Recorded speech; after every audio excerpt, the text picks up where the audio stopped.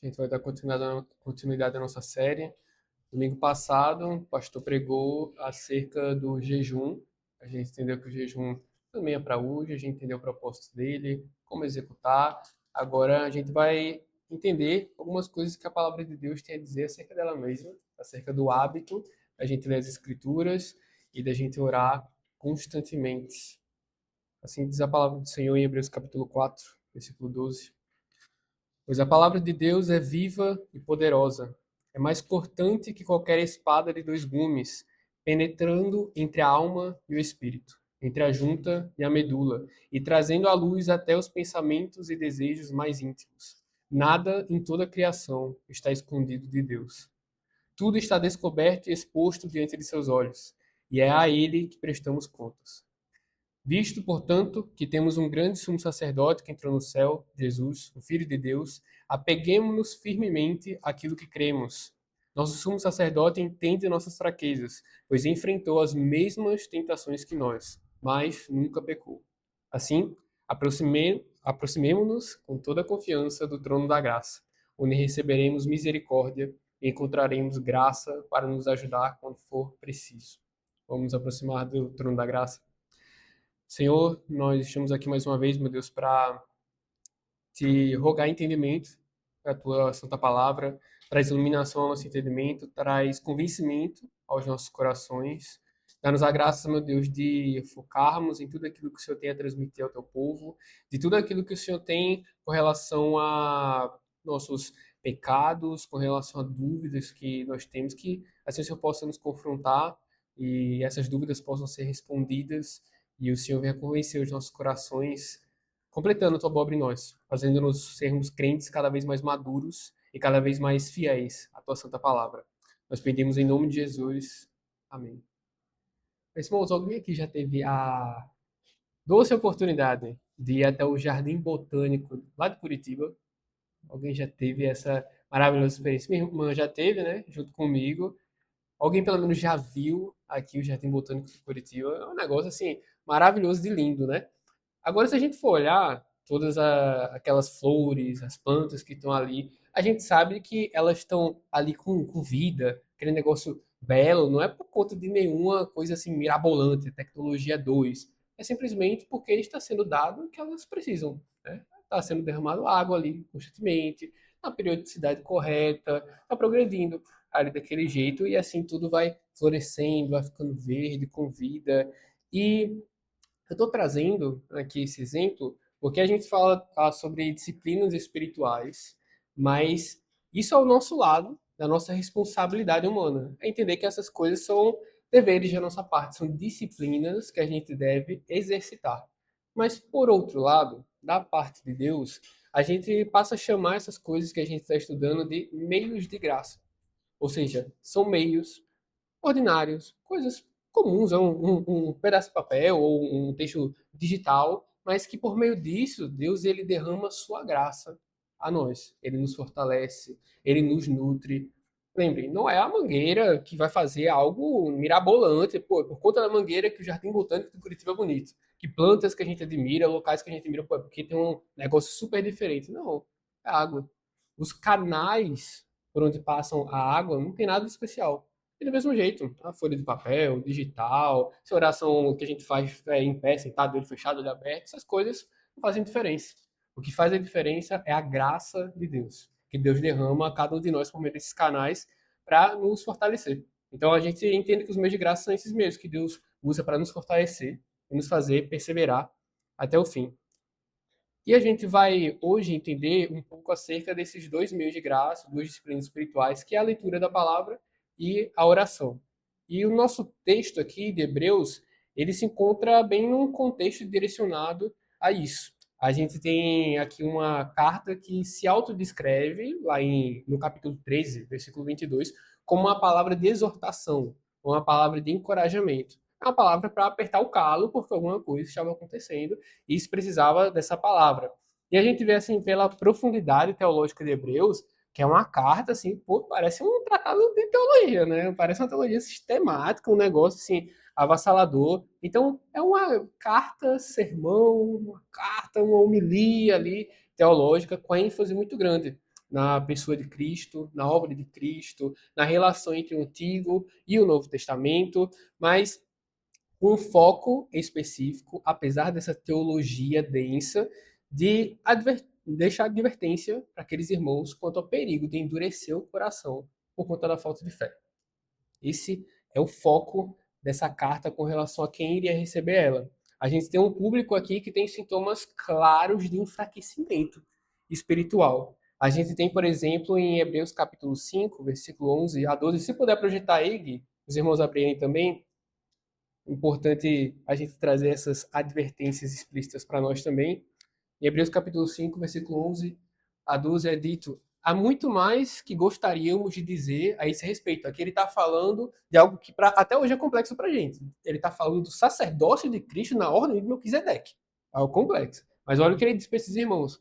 Há muito mais que gostaríamos de dizer a esse respeito, mas são coisas difíceis de explicar. Sobretudo porque vocês se tornaram displicentes acerca do que ouvem. Versículo 12. A esta altura, já deveriam ensinar outras pessoas. E, no entanto, precisam que alguém lhes ensine novamente os conceitos mais básicos da palavra de Deus. Ainda precisam de leite e não podem ingerir alimento sólido. Só me resta rir, né? Porque se eles são displicentes, se eles deveriam estar ensinando isso, também a gente aqui, muitos anos depois, com toda a tecnologia que a gente tem, com todos os estudos que mastigaram, que entregam essas coisas pra gente, quanto mais a gente não deveria compreender essas coisas. Mas percebam que o erro aqui não é simplesmente não saber. Não tem o erro em não saber. O problema que ele está apertando o calo aqui é a falta de procura em se aprofundar na escritura, de estudar a palavra, de entender. Ele fala, pô, já era para vocês estarem ensinando, vocês estão no leite espiritual. E o interessante é que eu não vou abrir o texto bíblico, mas se os irmãos seguirem para o capítulo 6, essa advertência piora. Porque ele fala para eles que ele não vai lançar o leite mais não. Que esses que estão aí, que não se aprofundaram, se eles não se preocuparem em estudar com profundidade a palavra, se eles não se preocuparem e cada vez mais profundamente nessa densidade da teologia das escrituras, eles vão se perder. Ele literalmente fala isso. Ele fala que esse jeito não adianta ficar lançando fundamento. E, obviamente, isso se aplica até no nosso contexto atual, de igrejas que não se aprofundam nas escrituras. Isso gera morte. Essas igrejas, elas precisam ficar vivendo de motivação. Cada domingo é uma motivaçãozinha, um negócio, aí derrama a tua graça e ninguém vai até o meio de graça se aprofundar nele para receber a graça do Senhor. Então, a gente vê um sintoma aqui que é a falta de disposição para se aprofundar nas escrituras. Outro sintoma que a gente vê aqui nesse público é o afastamento de encontros regulares. Lá em Hebreus capítulo 10, versículo 24 e 25, os irmãos aqui dessa carta, eles são admoestados porque eles não estão participando do ajuntamento do povo de Deus. Isso é tratado como um sintoma de um adoecimento espiritual desses irmãos. E aí, o autor da carta admoesta, ele fala que é para eles se juntarem, para eles estarem uns com os outros. Ele até fala o propósito que é para a gente estar junto uns com os outros, se admoestando nas escrituras, falando das escrituras. Então ele dá mais um sintoma aqui. E também a gente percebe, pelo próprio conteúdo da carta, eu acho que fica muito evidente, que a gente tem algumas pessoas aqui com tendências a voltarem para o judaísmo. Algo que era bem familiar para a pessoa, é mais confortável. Eu saio disso daqui, isso aqui está muito novo, vou para isso daqui, eu sou mais familiarizado. E fora toda essa lentidão do crescimento espiritual, a gente vê também mais consequências práticas. O autor de Hebreus fala no capítulo 10 para esses irmãos lembrarem com o entusiasmo do amor que eles tinham, a fé que eles tinham. Então você vê com uma frieza espiritual. Esse público está enfrentando esse contexto e eles precisam de encorajamento. Eles precisam de renovação desse zelo e eles precisam também, obviamente, serem admoestados quanto aos erros deles. Então, a carta começa buscando admoestar, buscando corrigir, buscando encorajar, principalmente com a ênfase na revelação em todos os cumprimentos que vêm com Jesus Cristo.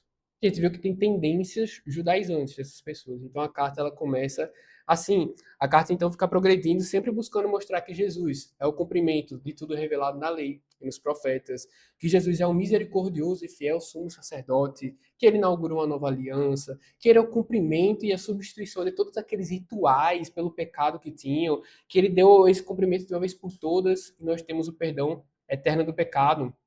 A gente vê Então a carta começando, buscando fazer todas essas coisas, mostrando que a revelação de Jesus é superior à de anjos. Isso é o capítulo 1, capítulo 2.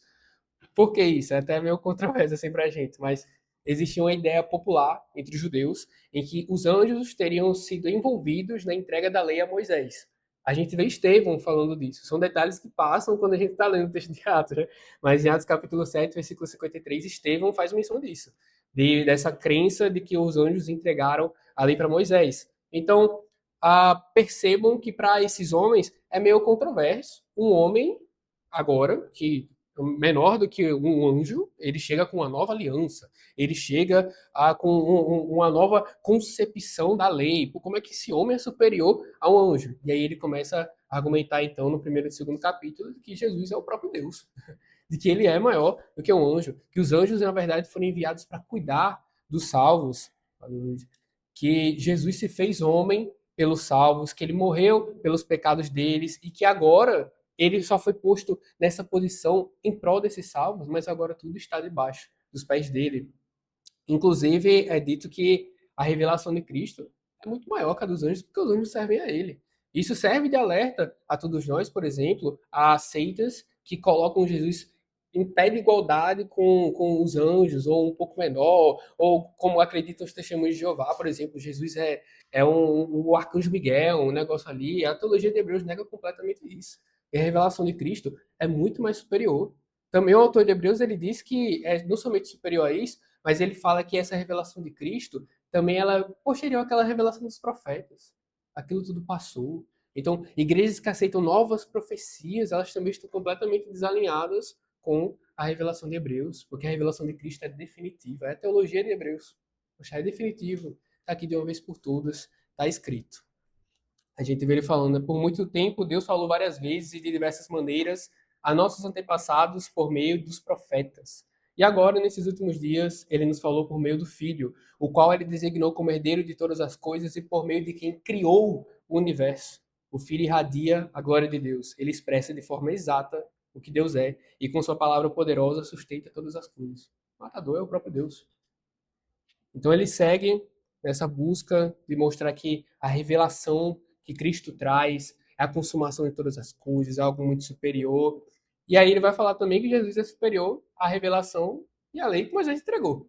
Porque esses judaizantes, eles não somente têm essa estima aos anjos, mas eles tinham uma estima muito maior à revelação de Moisés, a tudo que Moisés entregou ali na lei, ao papel fundador de Moisés. E o autor de Hebreus cita Números capítulo 12, versículo 7, ressaltando que Moisés era apenas um servo. Ele foi um servo colocado para testemunhar de tudo aquilo que aconteceria com Cristo. E ele faz menção disso de Números capítulo 12, versículo 7, que fala do papel fundador de Moisés, mas que a casa que Moisés participou como servo foi Jesus que construiu. Então ele também coloca para esses judaizantes que Jesus é muito maior do que aquela revelação. E na verdade aquela revelação apontava para ele e foi feita para ele, para apontar para ele. E assim ele entra na exortação, que é o contexto que a gente está aqui. Ele menciona que os israelitas que saíram do Egito com Moisés não entraram no descanso prometido para eles, era a terra de Canaã.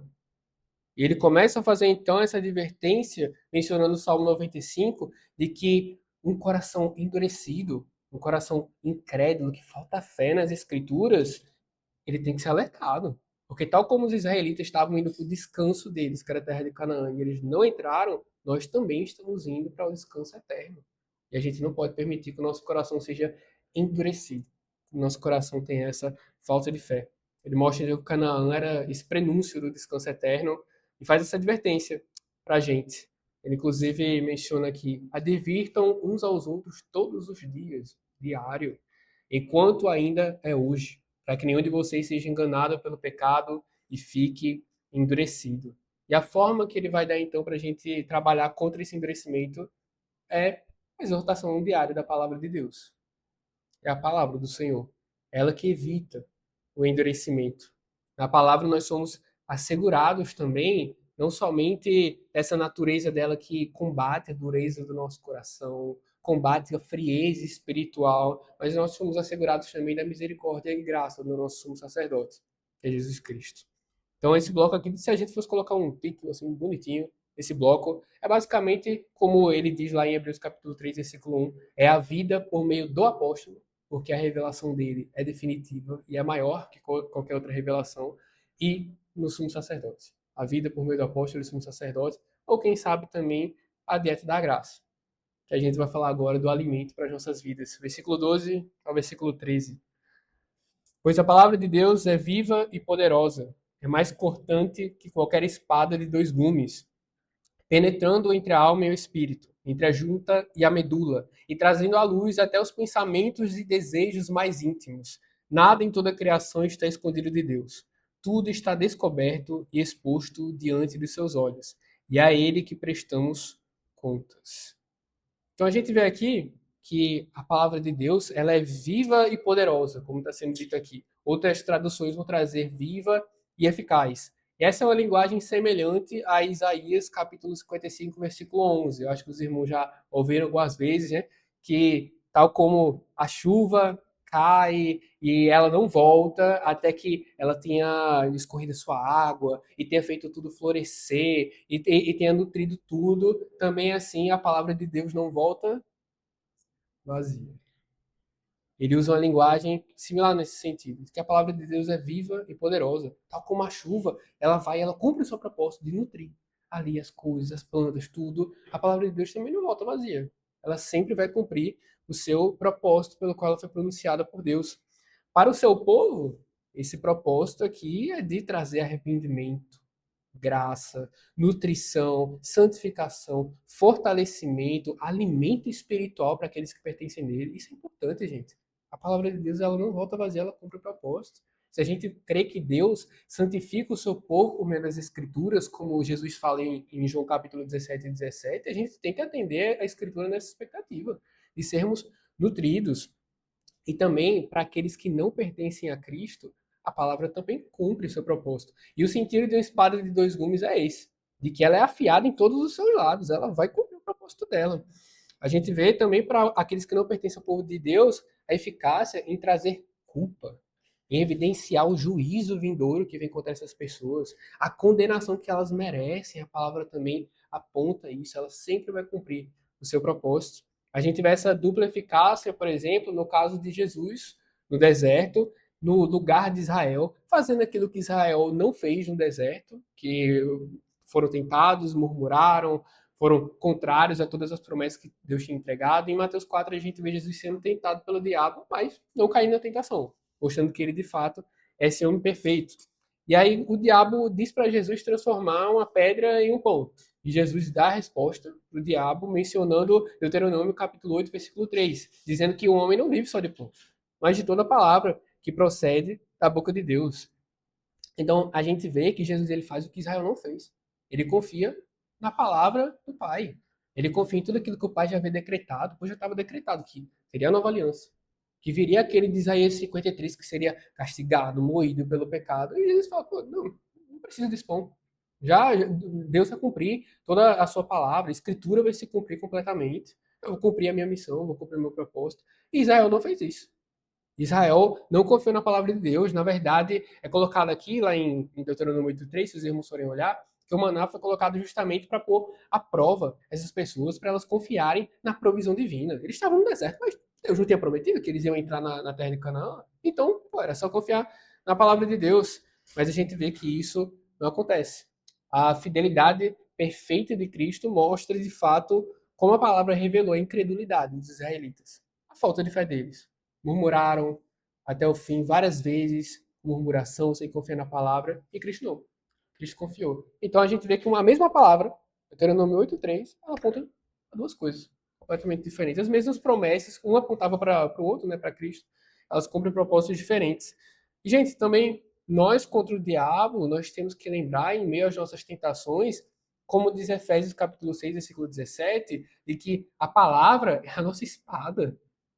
Você tem que lembrar do desenhozinho, da armadura, da espada, a nossa espada que nos prepara para o combate é a palavra de Deus, ela é a nutrição do povo de Deus. É a nossa arma contra a tentação, contra a falta de fé, que é o caso aqui, a estagnação, as fraquezas.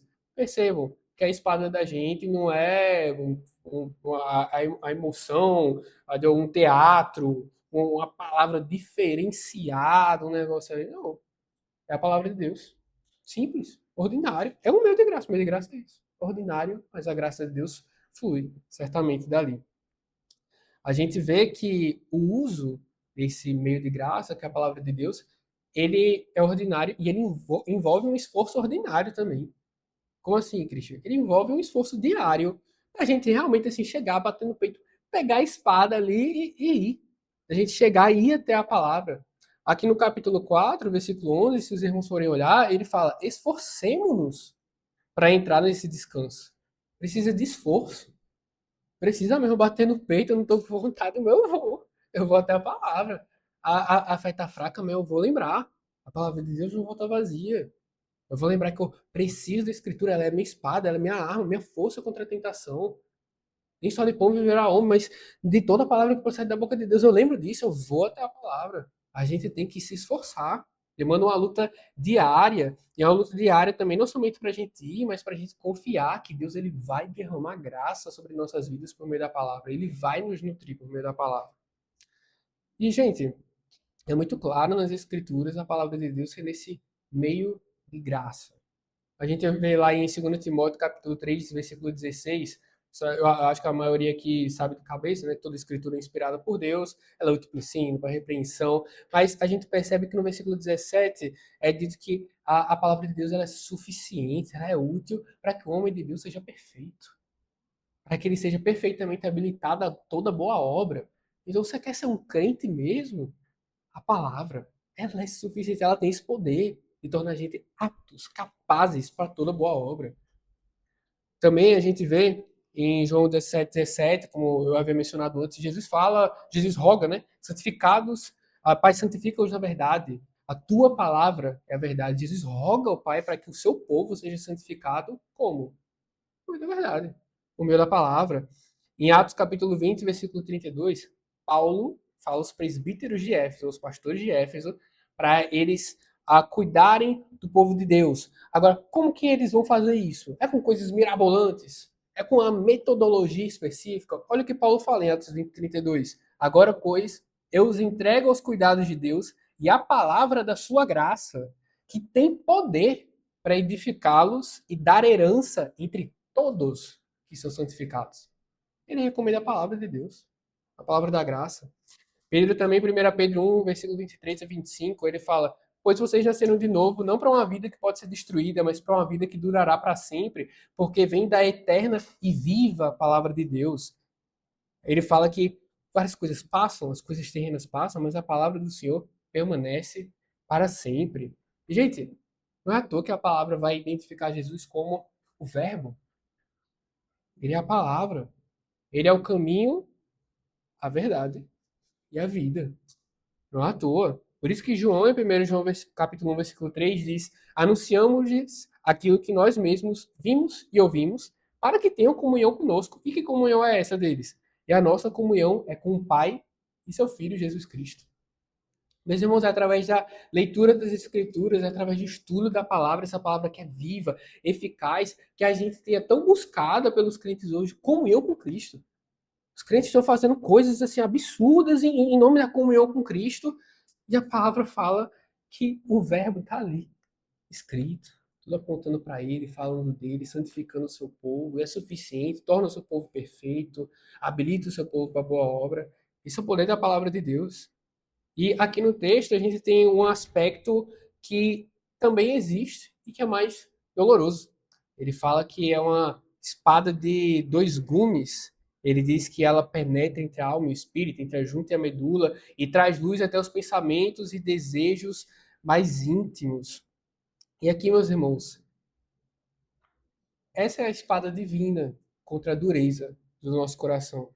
Esse é o aspecto principal do texto. A palavra de Deus, ela é uma arma afiada do Senhor contra a dureza do nosso coração. Ela é mais cortante que uma espada de dois gumes, porque justamente toda a parte dela é afiada. Então, olha esse símbolo, a espada bem afiada. E ainda por cima ela penetra profundamente.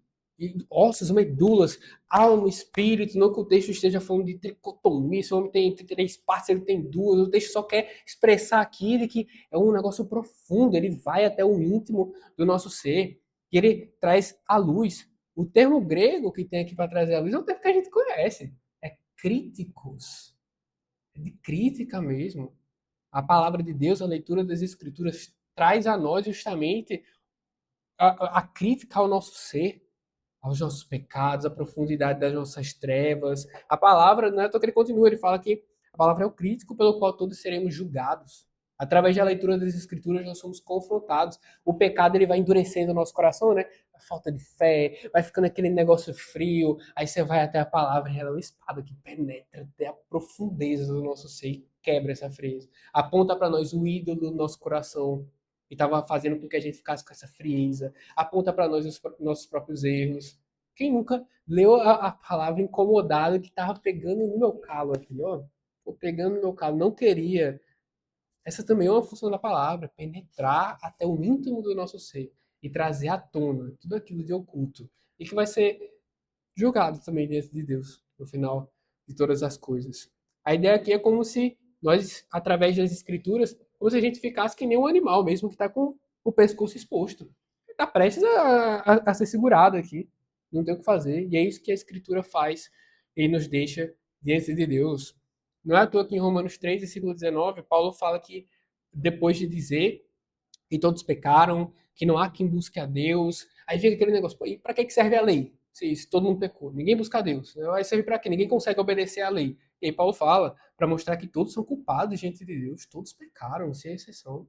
Essa é a função da lei, servir como espelho. A gente vê, falei do Novo Testamento, né, essa forma de despir a gente, que é através da palavra do Senhor, mas o Antigo Testamento, fora os 10 mandamentos, é muito claro também algumas coisas, gente, que trazem à tona, justamente nos deixam desnudados diante de Deus. Então, um exemplo, quantas vezes a gente não ouviu alguém assustado com a severidade do juízo de Deus contra os israelitas no Antigo Testamento? Pô, já vi direto o pessoal assustado assim com como aquele juízo ali foi derramado sobre os israelitas, o quanto os caras sofreram. Gente, esse espanto, ele não deveria gerar nenhuma surpresa. Na verdade, a gente está vendo uma reação justa de Deus contra o pecado, contra pecadores. Se isso traz surpresa a nós, a gente precisa rever a nossa concepção da gravidade que é o pecado, da profundidade que é o pecado, ou a gente precisa rever a profundidade da justiça de Deus perfeito em justiça. Não deveria trazer surpresa. Na verdade, a gente deveria olhar para certas circunstâncias do Antigo Testamento e se enxergar ali, que a gente merecia aquele juízo ali que o povo estava passando, né? Então, meus irmãos, queria deixar já a primeira aplicação aqui com muita clareza, né? Leiam a palavra. É necessidade, é alimento, é remédio.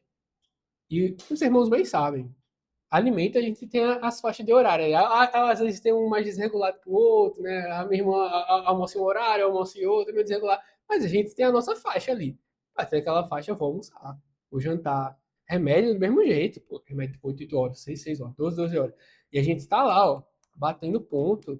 E por que com a palavra de Deus também não funciona desse jeito? Algo mais essencial ainda do que o pão, do que o alimento. Como é que a gente se abstém tanto de por tanto tempo, de às vezes por dias a gente não entrar em contato com a palavra de Deus para ouvir o que o Espírito Santo tem a dizer? E o autor de Hebreus ele fala sobre isso. Ele menciona o Salmo 95, falando que Deus falou por meio de Davi. E ele faz menção disso. Ele sabe que a palavra é completamente inspirada. E, gente, a gente viu, a palavra de Deus ela não volta vazia. É melhor que qualquer proteína para fazer crescer. A palavra de Deus é uma certeza de nutrição. Ela é eficaz. Ela é eterna. Meus irmãos, se necessário, sacrifiquem horários. Eu tenho o horário do almoço. Não estou conseguindo ler a palavra. Pô, reduz um pouquinho ali o horário do almoço. Pô. Reduz. Vai, se alimenta fisicamente, se alimenta espiritualmente. Observe também, meus irmãos, que por muitas vezes essas esquivas da gente reservar certos horários para a leitura da palavra, na verdade são ídolos do nosso coração que estão ali trazendo essa ilusão a gente. Tipo, ah, não, como eu faço, não tenho tempo e tal. Às vezes você tem tempo, mas tem um ídolo ali no seu coração que está ocultando, que não quer ser revelado. E se você for até as escrituras, a escritura vai mostrar, vai trazer à tona, vai penetrar até a profundeza da sua alma e trazer à tona isso daí. E nada deve ocupar o lugar das Escrituras. Outra coisa também, meus irmãos, se aprofundem no estudo da palavra. Eu gosto muito de ficar perturbando o pessoal com o pastor. Gente, qualquer dúvida, vai pro pastor. O pastor tá aí para pastorear. Se o pastor fosse só pregador, gente, mudava o nome, não era pastor, não, era pregador. Ponto. Pregador. Faz mais sentido, não é? O pastor ele tá aí para pastorear, gente. Ele sabe. O que que Paulo falou aos pastores de Éfeso que a gente leu? Pô, é a palavra da graça. Vai lá, edifica o povo de Deus com a palavra. E ele fala para esses presbíteros de Éfeso, se os irmãos forem ler o texto, de que foi o Espírito Santo que entregou esse rebanho a eles, para eles cuidarem. Então é função do pastor cuidar. Fala, perturbe o pastor, perturbe o Vitor. É seminarista, não perturbe não. Perturbe o Vitor. Deve haver profundidade, meus irmãos. Profundidade, não somente na nossa devoção privada, mas nos nossos púlpitos também. É necessidade do povo de Deus. O autor de Hebreus marca isso. Não pode ficar lançando o básico, a base. Ali isso gera morte, isso não gera vida. Também, meus irmãos, a gente vê aqui que a palavra é esse golpe divino contra a dureza do nosso coração, que ela nos desnuda diante dele, que ela aponta a nossa necessidade de alguém igual a nós. E essa é a continuidade do texto. Ele aponta que a gente necessita também do sacrifício pelos pecados. Porque não é isso que a gente leu, que a palavra expõe, né?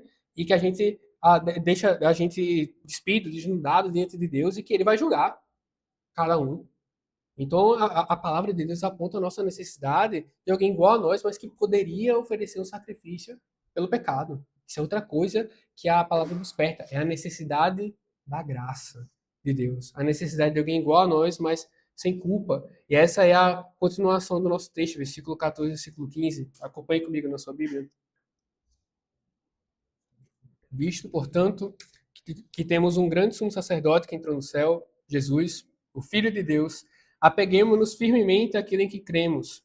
Nosso sumo sacerdote entende nossas fraquezas, pois enfrentou as mesmas tentações que nós, mas nunca pecou. Se a palavra é alimento, a gente pode falar que a gente está tratando da bebida agora. Uma consequência da nossa exposição através das escrituras é a exposição do nosso coração enganoso, inclinado para o pecado, incapaz de desejar Deus e da necessidade da graça. E através da leitura da palavra, nós automaticamente, se a gente reconhece a profundidade das nossas trevas, a gente vai ser trazido também, nós vamos ser atraídos ao nosso sumo sacerdote, o grande sumo sacerdote que entrou no céu. Meus irmãos, o sumo sacerdote, ele entrava uma vez por ano no Santo dos Santos, que era o local master supremo da presença de Deus, para oferecer o sacrifício pelo pecado de todo o povo. E aqui o texto está dizendo de que nós temos um sumo sacerdote que entrou de uma vez por todas. Acabou todos aqueles ritos, já foi oferecido, o sumo sacerdote carregava o sangue e representava o povo diante de Deus, e Cristo faz isso ao preço do seu próprio sangue, para que de uma vez por todas a gente tenha certeza, não somente do perdão dos pecados, não somente do perdão desses pecados que a palavra aponta para a gente, mas para que a gente tenha certeza também de que nós podemos nos achegar diante de Deus e pedir a Ele, e falar com Deus. A gente ouve a voz de Deus por meio da Sagrada Escritura e a gente vê também através da Sagrada Escritura que não somente pelo amor dele, a gente pode também falar com Deus. Mas essa segunda parte aqui dessa solução que o autor de Hebreus está colocando, fora a gente ler a palavra de Deus, ele vai chegar justamente até a intercessão, ele coloca que tem uma segunda parte que é a confiança em Cristo, que é a fé, se apegar firmemente, é crer com força, com intensidade. A luta contra a dureza do nosso coração, a luta contra a incredulidade, a falta de fé, a nossa frieza, também é de se expor a Deus em Sua palavra para que a nossa confiança em Cristo seja renovada. A gente deve ir à palavra de Deus diariamente com esse propósito também, de lembrarmos que, pô, olha a minha situação, olha essa situação dos israelitas, eu me identifico aqui. Eu também, pô, eu cometo esse tipo de pecado, não necessariamente daquela forma específica, mas eu cometo isso. Eu também deveria receber esse juízo, mas graças ao sumo sacerdote definitivo, Jesus Cristo, eu não vou receber essa punição. A gente a gente chega até a palavra não somente para se expor diante de Deus, mas para que a nossa confiança em Cristo somente seja renovada. Ler a palavra todo dia, essa renovação contínua do que a gente viu lá em Filipenses, da gente a descartar qualquer coisa que não seja confiança em Cristo para obtermos o perdão dos pecados. Foi isso que a gente viu, que Paulo fala para descartar, considerar como lixo, como veneno, como perda, como prejuízo, algo que prejudica uma confiança em qualquer coisa para a gente obter a salvação que não seja Jesus Cristo. A palavra está aí também para isso. Para ver que a gente, pô, de fato, pelos meus méritos eu não consigo, mas pelos méritos de Cristo eu obtenho o perdão dos pecados. E o autor dá bons motivos aqui para a gente confiar, não somente na obra de Jesus, mas nele, para a gente chegar diante dele e rogar a ele. Um dos motivos que ele dá aqui, ao sermos desnudados diante do juiz, é que ele se compadece de nós. Esse que irá nos julgar, ele tem compaixão da gente, ele tem compaixão do seu povo. Por quê? O texto diz que ele enfrentou as mesmas tentações do seu povo, mas ele não pecou. Ele cumpriu o seu propósito em não pecar, para que sejamos declarados justos porque ele não pecou, para que sejamos identificados nele. Mas ele também pode se compadecer da gente, porque ele passou pelas mesmas tentações. Ele sabe como é. Não foi teatrinho, não foi mentirinha. Nosso catecismo, na pergunta 22, fala: por que o Redentor tem de ser verdadeiramente humano? E a resposta: para que em sua natureza humana pudesse, em nosso lugar, obedecer perfeitamente a toda a lei e sofrer o castigo pelo pecado humano, e também condoer-se das nossas fraquezas. Isso é compassivo com nós. Nós temos um sumo sacerdote, como diz aqui o autor de Hebreus, no capítulo 2, versículo 17, que convinha que em tudo ele fosse semelhante aos irmãos, para ser misericordioso e fiel sumo sacerdote, para expiar os pecados do povo. Ele é misericordioso, ele é fiel. É isso que a palavra do Senhor diz a gente. A gente olha para a palavra, para os nossos pecados, mas a gente olha para o que Cristo fez. E a gente lembra que ele é compassivo com cada um de nós. Que a gente pode se chegar diante dele. Cristo e sua obra são dignos de toda a confiança, meus irmãos. Esse é o ponto central que ele está colocando aqui. Acima da revelação de Moisés, dos anjos, da lei, Cristo é suficiente. Confiar em Cristo é suficiente. Por mais que a gente vacile, que fica aquele sentimento ali, a gente pode se achegar diante de Deus com a certeza, graças ao que Jesus Cristo fez. Com a certeza de que, apesar desse meu vacilo, ele é compassivo, ele é misericordioso. A sua obra foi feita de uma vez por todas. A gente pode ter essa confiança. E nós somos chamados a isso. E aqui em Hebreus, no capítulo 11, versículo 6, é dito: de fato, sem fé é impossível agradar a Deus, porque é necessário que aquele que se aproxima de Deus creia que ele existe e que recompensa os que o buscam. A gente deve ter uma mentalidade para se aproximar diante de Deus, e essa mentalidade de crer que Deus ele recompensa aqueles que o buscam. A gente pode chegar diante de Deus, a gente sabe que Deus vai derramar graça, que ele é compassivo, ele morreu pelos meus pecados, eu vou me chegar a ele, eu sei que Deus vai derramar graça porque Deus é recompensador daqueles que o buscam. Deus nos convoca para nós sermos ouvidos por ele. Essa é a última sessão do nosso texto, aqui no versículo 16. Assim, aproximemo-nos com toda a confiança do trono da graça, onde receberemos misericórdia e encontraremos graça para nos ajudar quando for preciso. Meus irmãos, nós somos chamados a nos aproximar com base nos méritos de Cristo, com base no que ele fez. E é interessante como a palavra sempre coloca para a gente se achegar a Deus com confiança, crente de que ele vai ouvir o seu povo, não somente aqui, mas em 1 João, capítulo 5, versículo 14, versículo 15, João diz: "E esta é a confiança que temos para com ele, que se pedirmos alguma coisa segundo a sua vontade, ele nos ouve. E se sabemos que ele nos ouve quanto ao que lhe pedimos, estamos certos de que obtemos os pedidos que lhes temos feitos." Então, gente, João fala: se pedirmos alguma coisa segundo a sua vontade, ele nos ouve. Ele escuta o seu povo, o Criador de todas as coisas. Aquele que, por meio do poder da sua palavra, ele fez com que tudo existisse, tudo viesse à tona. Aquele que decreta todas as coisas, que as coisas mais mirabolantes que a gente contempla, coisas mais absurdas, que a gente se enxerga como uma formiguinha, ele criou cada uma dessas coisas e ele nos escuta. Ele escuta o seu povo, ele se fez como um homem para morrer pelo seu povo e para se compadecer continuamente do seu povo, para agir com misericórdia pelo seu povo. E aqui ele fala, né, orar segundo a sua vontade. E, gente, não tem nada melhor, não tem uma forma melhor da gente orar segundo a vontade de Deus que não seja orando a palavra de Deus. Quantas promessas reais estão na Sagrada Escritura, meus irmãos? Quantos tesouros para nossas vidas estão nas Escrituras? Por exemplo, se o irmão ou a irmã precisar de direção, direcionamento de Deus, todo mundo sabe até de cabeça o Salmo 23. Você pode simplesmente chegar e orar: Pai, meu bom pastor, que nada me deixe faltar refrigério à minha alma. Estou aflito, Senhor, refrigério à minha alma. O Senhor fala essa palavra que você é esse bom pastor que traz refrigério à alma do teu povo. O Senhor diz em sua palavra que o Senhor nos guia pela vereda da justiça, por amor do seu nome. Olha que coisa, a palavra de Deus. E a gente está orando segundo a vontade de Deus, certos que Deus nos escuta.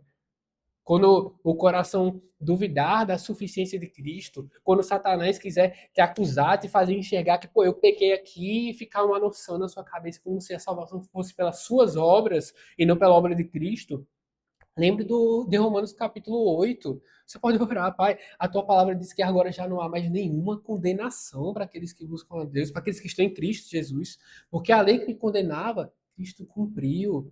Dá convicção dessa verdade, Senhor. Agora não há mais condenação para aqueles que estão em Cristo Jesus. E a gente pode orar isso. Pedir que Deus confirme essa certeza em nós, nos dê essa confiança também. Meus irmãos, até mesmo quando a gente não sabe como orar exatamente, naquele negócio travado, o próprio Cristo ensina a gente. Lá em Mateus capítulo 6, versículo 5 a 15, orem assim: Pai nosso, que estás nos céus, ore, use como base. E fazer isso direto, que a gente viu um pouco das coisas que ele falava acerca da natureza, do coração do homem, era Lutero. Lutero tinha o costume de pegar essas partes do Pai Nosso e ir destrinchando, e orando parte por parte, montando blocos, e assim ia. Isso é uma prática maravilhosa, gente. A gente tem um ensino completo, da gente orar pedindo para que Deus revele sua santidade ao seu povo, para que o reino dele seja instaurado, a sua vontade seja instaurada. E lembrem, a vontade de Deus é cumprir tudo aquilo que ele falou, incluindo as promessas dele. Então a gente pode rogar que seja feita a sua vontade. E não somente Deus seja conformado à sua vontade, mas cumpre tuas promessas, de me fazer povo santo, de me santificar, de me amadurecer. Gente, é por isso que a palavra e a oração, elas andam de maneira tão conjunta. É impossível a gente olhar para a palavra e não ter coisas para agradecer, para pedir por nós mesmos, para pedir graça. É impossível a gente não ter coisas para se confessar olhando para a palavra. É por isso que são coisas que andam completamente conectadas. E, meus irmãos, orem com fé. Lembrem, a gente tem que se aproximar de Deus certos de que Deus é recompensador daqueles que o buscam. Que Deus escuta a oração do seu povo. A gente tem que chegar com fé. Não é isso que Tiago fala no primeiro capítulo de sua epístola? Que tem que pedir com fé. Não como a onda que vacila. Que essa falta de fé é falta de confiança no sumo sacerdócio de Cristo. É falta de confiança de que, de uma vez por todas, temos acesso a Deus, graças ao que Ele fez, que Ele se compadece de nós, que Ele é misericordioso conosco, que Ele perdoa nossos pecados de uma vez por todas, porque Ele entregou o sangue definitivo pelo perdão dos pecados, Jesus Cristo. Então, meus irmãos, de aplicação mais prática aqui também, orem, e aqui eu quero deixar uma indicação. O Lutero ele tem uma carta, não sei se alguns dos irmãos já leram, que ele escreveu para o barbeiro dele. Infelizmente, o barbeiro dele era uma pessoa meio complexa e continuou sendo uma pessoa complexa, para dizer assim, até o final da vida dele. E nessa carta os irmãos encontram na internet, bem tranquilo. Lutero ele descreve um pouco da rotina de oração dele. E Lutero fala de dificuldades, pasmo. Lutero fala de dias que ele acorda e ele está completamente sem vontade. E Lutero diz que assim que ele acorda, ele é desesperado, pegava o saltério dele, que tinha não somente os salmos, mas tinha o catecismo, tinha os 10 mandamentos, tinha as confissões. Ele chegava e ficava lendo aquilo ali, começava a orar aquilo ali. Deus, tira a frieza aqui. Bora começar a aquecer para botar para jogo. E aí ele fala de uma metodologia que ele usava para se aproximar da oração do Senhor, aqui em Mateus, e também dos 10 mandamentos, que eu acho muito proveitosa para a gente. Porque de fato a gente escuta o que Deus tem a dizer ao seu povo e a gente responde em oração. ele basicamente fala de um método como se fosse uma guirlanda de 4 nós. Tem 4 nós bem juntinhos.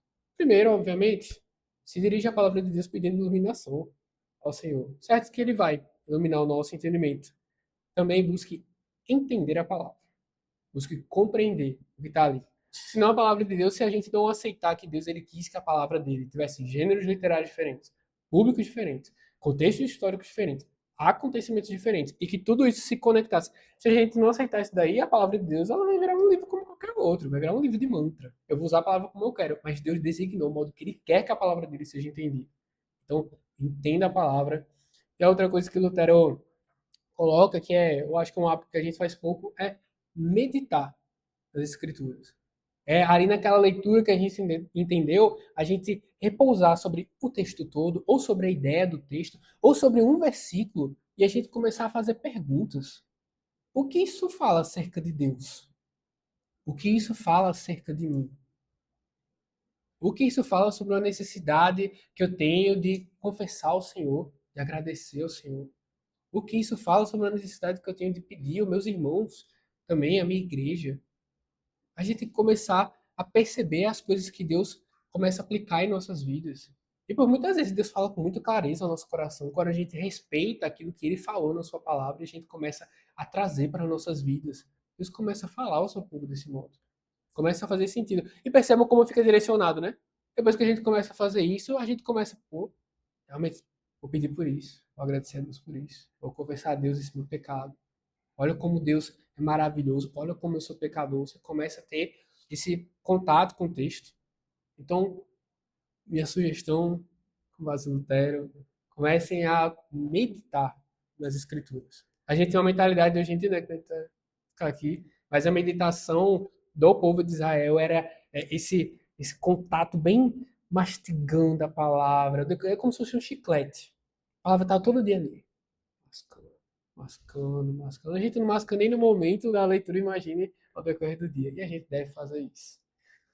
Também, meus irmãos, tem horários definidos. Essa daqui é batata. Eu acho que toda vez que eu falo sobre oração, eu falo isso daí. Não tem outra. Tenham horários definidos. Se você não marcar o horário, pode ter certeza que você vai falhar várias vezes. Várias. Que a gente falou, para coisas essenciais, você tem suas faixas de horário, ou você tem um horário marcado para tomar um remédio, para comer. Tenha horários definidos. O próprio Deus, meus irmãos, ordenou um dia em 7 para ele. O nosso culto tem horário marcado para começar. Meus irmãos, reservem o horário. Nada é mais importante do que ouvir a voz de Deus pela palavra, meditar na escritura e responder aquilo que Deus está dizendo a nós. E oração. A gente vê, por exemplo, Daniel, o capítulo 6, versículo 10, vocês não sabem, Daniel orava 3 vezes no dia. Tinha planejamento, tinha constância, 3 dias. Quer os leões esperassem Daniel ou não. Ele estava lá, orando 3 vezes ao dia. Em Atos capítulo 3, versículo 1, a gente vê Pedro e João indo para o templo na hora da oração. Então, assim, os israelitas tinham tempo de oração. Vários horários espalhados no decorrer do dia. E você vê os apóstolos fazendo o quê? Mantendo o tempo de oração. Eles sabiam que naquele horário tinha esse compromisso. Eles foram, eles estavam lá, mesmo após o Pentecostes. Em Salmo 55, versículo 17, diz: De tarde e de manhã e ao meio-dia orarei e clamarei, e ele ouvirá a minha voz. A gente vê a periodicidade de tarde, de manhã, ao meio-dia, orarei, clamarei, e ele ouvirá a minha voz. Atos capítulo 10, versículo 9, a gente vê que Pedro está no terraço de Jope ao meio-dia, a fim de orar. E não é coincidência ele estava ao meio-dia, porque meio-dia era um horário de oração. Ele estava lá, cumprindo, batendo hora, batendo ponto. Salmo 119, versículo 147, 164. Antes do amanhecer, ele está lá batendo ponto. 7 vezes por dia, batendo ponto, orando, reservando. Nós somos chamados a orar sem cessar. A gente tem que ter cuidado justamente para não cessar. Por muitas vezes reservar, ter esse horáriozinho ali reservado. É a forma que a gente tem, meus irmãos. Para finalizar, Filipenses capítulo 4, versículo 6, para matar a saudade um pouco da carta. Não andem ansiosos por coisa alguma, mas em tudo, pela oração e súplicas e com ações de graças, apresentem seus pedidos a Deus. Vamos orar. Senhor, nosso Deus, Nós te damos graças porque o Senhor fala ao seu povo claramente através da tua santa palavra, porque o Senhor fala a nós da nossa necessidade da graça, a nossa necessidade de um mediador, a nossa necessidade de alguém que nos substituísse, que fosse sacrificado pelos nossos pecados em nosso lugar, fosse moído, trespassado, que recebesse a ira, o castigo que era nosso. E teu filho Jesus recebeu esse castigo, ele nos traz a paz. E o Senhor revela isso por meio da tua sagrada escritura. Obrigado, meu Deus. Obrigado, meu Senhor, porque sabemos nitidamente que o Senhor não somente fala ao teu povo por meio da sua santa palavra, mas o Senhor santifica a cada um de nós por meio da tua escritura. O Senhor nos habilita, o Senhor derrama a tua graça, o Senhor nos fortalece, o Senhor nos nutre. O Senhor dá-nos a graça no decorrer de toda essa semana, lembrarmos de que nem só de pão viverá o homem, mas de toda palavra que procede da tua boca, meu Deus. De irmos para a tua sagrada escritura com expectativa de ouvirmos o Senhor falar, de olharmos para as tuas promessas e nos agarrarmos a elas, de olharmos para a nossa necessidade de perdão dos pecados, olharmos para o que Cristo fez e nos agarrarmos com confiança na obra de Cristo. Dá-nos essa graça, meu Deus.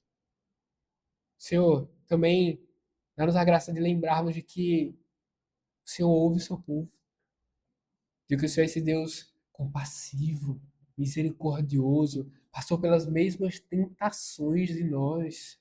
E por isso podemos ter certeza de um Deus que se compadece de nós. Dá-nos a graça de, toda vez que nos achegarmos ao teu trono celeste, de confiarmos que de fato somos ouvidos, graças ao teu amor, graças ao que Cristo fez, graças ao sumo sacerdócio de Cristo. Dá-nos constância, meu Senhor.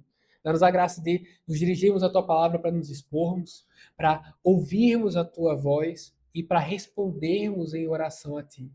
De compreendermos tudo que a tua palavra diz sobre nós, sobre ti, sobre a nossa necessidade de perdão dos pecados, sobre coisas que o Senhor entrega às nossas vidas e por muitas vezes nós deixamos passar, mas são motivos claros para agradecermos a ti. Peço, Senhor, livra o teu povo da frieza espiritual. Dá-nos a graça de nos agarrarmos a essa espada, que é a palavra, e enfrentarmos cada uma das tentações, cada uma das armadilhas do maligno, Senhor. E dessa mesma espada que é a tua palavra, que ela venha diariamente até nós, até a profundeza do nosso ser, romper a dureza do nosso coração, meu Deus. Dá-nos a graça de sermos um povo avivado, Senhor. Um povo que, que queima por tua santa palavra, meu Deus. Nós te pedimos, em nome de Jesus. Vamos ficar de pé para louvar?